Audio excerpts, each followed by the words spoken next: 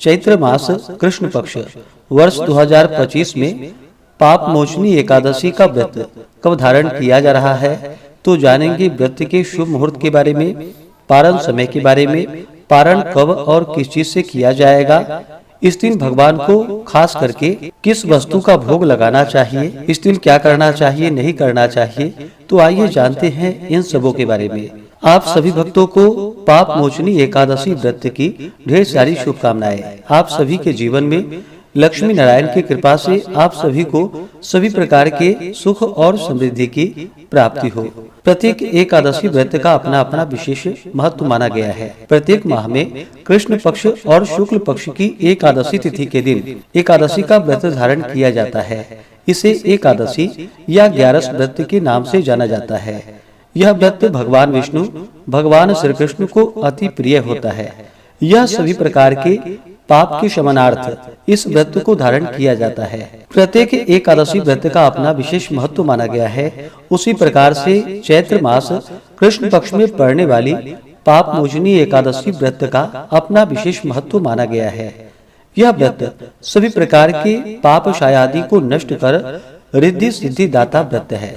इस व्रत की विशेषता यह है कि यदि कोई जीव मृत्यु से पहले दुखी है तो इस एकादशी व्रत का फल यदि आप संकल्प करके उनके कान में कह दे तो वह भी मोक्ष को पा जाता है। इस दिन व्रत को धारण करने से, नियमों का पालन करने से व्यक्ति को हजारों गोदान का पुण्य फल प्राप्त होता है तथा ब्रह्म हत्या, स्वर्ण चुराने का पाप, शराब पीने का पाप, गुरु पत्नी गमन का पाप एवं संसार के समस्त पापों को यह पाप मोचनी एकादशी नष्ट कर देती है। इस दिन विशेष प्रकार से भगवान विष्णु, माता लक्ष्मी और भगवान कृष्ण के चतुर्भुजी रूप का पूजन करना चाहिए। तो आइए जानते हैं पाप मोचनी एकादशी व्रत के शुभ मुहूर्त के बारे में।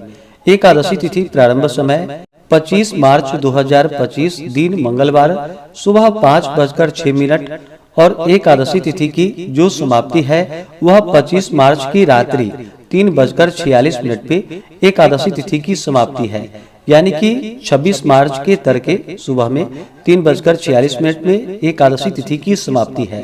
तो सूर्योदय व्यापनी के अनुसार सभी भक्तजन 25 मार्च 2025 दिन मंगलवार को एकादशी का व्रत धारण करेंगे। वहीं व्रत का पारण द्वादशी में हरिवासर समाप्त होने के बाद किया जाता है।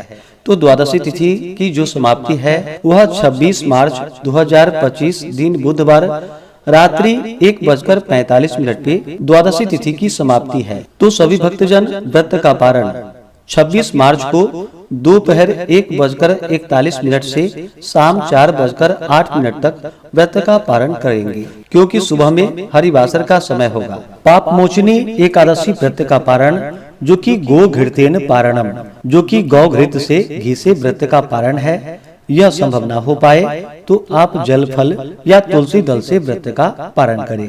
25 मार्च को सूर्योदय का समय सुबह 5:56, सूर्यास्त शाम 6:11 होगा। ब्रह्म मुहूर्त का समय सुबह 4:45 से सुबह 5:32 तक होगा। राहु काल का समय 25 मार्च को दोपहर 3:07 से शाम 4:39 तक होगा और 26 मार्च को दोपहर 12:03 से दोपहर 1:36 तक होगा। राहु काल समय के दौरान कोई भी शुभ कार्य या नया कार्य नहीं करना चाहिए, इस बात का ध्यान रखें। एकादशी तिथि के दिन योग शिव योग होगा दोपहर 2:53 तक। उसके बाद सिद्धि योग होगा। नक्षत्र श्रवण होगा रात्रि 3:49 तक। उसके बाद धनिष्ठा नक्षत्र होगा। एकादशी तिथि के दिन द्विपुष्कर योग बन रहा है, जो कि सुबह 3:49 से शुरू होकर के अगले दिन सुबह यानी कि 26 मार्च की सुबह 6:18 तक द्विपुष्कर योग होगा, जो कि बड़ा ही अच्छा संयोग बन रहा है। इस दिन व्रती को पूरे विधि विधान के साथ व्रत को धारण करना चाहिए। गंध पुष्प धूप दीप आदि से भगवान की पूजा करनी चाहिए। खास करके इस दिन भगवान को पंचामृत बना करके स्नान करवाना चाहिए। पंचामृत भगवान को चढ़ाना चाहिए और उस पंचामृत को प्रसाद रूप में ग्रहण भी करना चाहिए। इससे अनंत पुण्य फलों की प्राप्ति होती है। व्यक्ति को व्रत के दौरान किसी के ऊपर क्रोध नहीं करनी चाहिए। अपने मन में किसी के प्रति ईर्ष्या या द्वेष का भाव नहीं लाना चाहिए। ब्रह्मचर्य का पालन करना चाहिए। ओम नमो भगवते वासुदेवाय या श्री कृष्ण गोविंद हरे मुरारी आदि मंत्रों का व्रत के दौरान जप करना चाहिए। पूर्ण भक्ति भाव के साथ व्रत को धारण करना चाहिए। व्रत को दिन रात्रि उपवास रहते हुए धारण करें या उपवास न रह पाए तो एक समय फलाहार ग्रहण करके व्रत को धारण करना चाहिए।